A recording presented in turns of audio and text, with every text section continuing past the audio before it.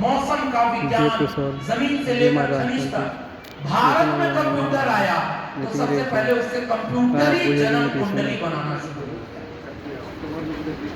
जन्म कुंडली घोर तकनीकी और विज्ञान विरोधी बात है, और भारत में जब कंप्यूटर आया तो कंप्यूटर से जन्म कुंडली बनने लगी। उस समाज के भविष्य के खतरे को किशन जी पहचानते थे। तकनीकी आएगी तो आईफोन अगर किसी दिन भगवा कलर का आ जाएगा तो राज्यसभा का सांसद कहेगा कि ये मोदी जी हैं इसलिए संभव हुआ कि आईफोन भी भगवा कलर का। बाजार के चरित्र को वो नहीं समझ पा रहे। किशन पटनायक अपने उस लेख में लिखते हैं कि ये अधिकांश जातियां जो आज तक आरक्षण को तार्किक रूप से स्वीकार नहीं कर पाई, वो क्या समता का भारत बनाएंगे। और यही चिंता किशन जी की भारत स्वप्नों आयोग की किताब में बुनियादी चिंता है। आज भी साहब पढ़े लिखे विद्वान लोग उड़ीसा के, आप सब बहुत विद्वान लोग हैं, किशन जी को याद करने आप आए। एक सवाल है, आज भी डॉक्टर भीमराव अंबेडकर की तस्वीर अधिकांशतः उन्हीं घरों में क्यों है जो दलित समाज से आते हैं, शेड्यूल कास्ट कम्युनिटी से आते हैं। ये चिंता हमारी है। हमारे विषय में संविधान है। आज मुझे विषय दिया गया ट्रस्ट की तरफ से कि शूद्रों के भारत का सपना संविधान के साथ जोड़कर बताइए। मैं इस किताब में भी मैंने लिखा है साहब, प्रोफेसर की डायरी हिंदी में भी है, अगर मन करे तो पढ़िएगा।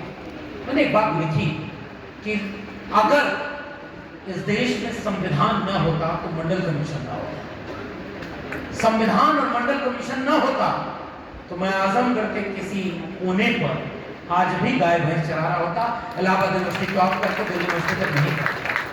क्योंकि पुरखों ने भी बहुत त्याग किया कि वो भी चाहते थे पढ़ना। अपवाद तो बहुत होता है साहब, अपवाद में तो कोई कुछ भी बन जाए। भारत के संविधान ने क्या दिया? संविधान नहीं था तब भी एक खटिया, खटिया समझते हैं, चारपाई, तख्त, कुछ भी कहते। संविधान नहीं था तो भारत कैसा था? तख्त थी, उसे बनाने वाला भी था, उसको सजाने वाला भी था, लेकिन वो उस पर बैठ नहीं सकता। उस पर बैठने का हक और अधिकार उन्हीं लोगों ने अपने लिए महफूज किया था, जैसे किशन पटनायक अपने लिए श्री आरक्षण विरोधी जनेऊधारी कंप्यूटर विशेषज्ञ लिखते हैं कि उन लोगों ने अपने को श्रेष्ठ बना दिया था क्योंकि मुख से पैदा हो गए। दुनिया में इंसान एक तरह से पैदा होता है, अकेला देश भारत है जिसमें कोई मुख से भी पैदा हो सकता है। और आज जब मैं यहाँ आ रहा था तो आदरणीय लिंगराज जी ने बताया कि हम लोग एयरपोर्ट तक नहीं पहुँच पाएंगे क्योंकि जिले इलाही आए हुए हैं। जिले इलाही मतलब समझ रहे? अब इस मंच से किशन जी के नाम लेंगे, उनका नाम क्या है? मुझे कई बार अफसोस होता है कि जहाँ मैं जाता हूँ वहाँ पहले पहुँच जाते हैं, उनको डर है बेचारा था कि संविधान की बात करने वाले इस देश का सबसे बड़ा खतरा है उनके लिए। आपने कभी सोचा हम संविधान पर बात करेंगे?